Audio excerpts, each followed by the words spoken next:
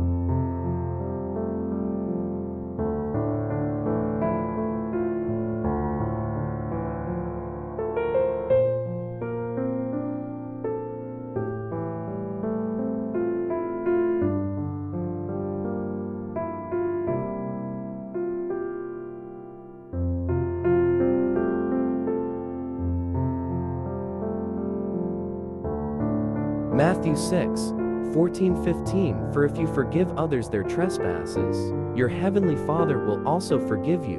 But if you do not forgive others their trespasses, neither will your Father forgive your trespasses.